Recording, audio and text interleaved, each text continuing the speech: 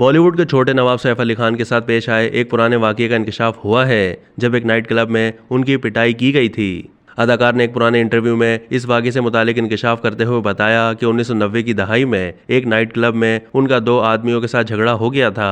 सैफ अली खान के मुताबिक ये उस रात की बात है जब फिल्म मैं खिलाड़ी तू अनाड़ी के प्रीमियर के बाद मैं दोस्तों के साथ नाइट क्लब गया था।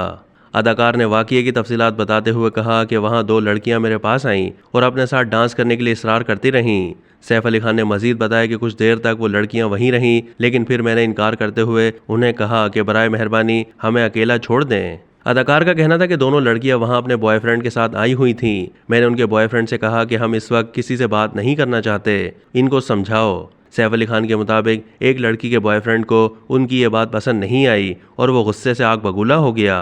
उन्होंने बताया कि लड़की के बॉयफ्रेंड ने मुझे धमकाते हुए कहा, तुम्हारा लाखों का चेहरा है और मैं आज इस चेहरे को बिगाड़ दूंगा। सैफ अली खान ने बताया कि ये कहकर उस शख्स ने मुझे मुक्का दे मारा।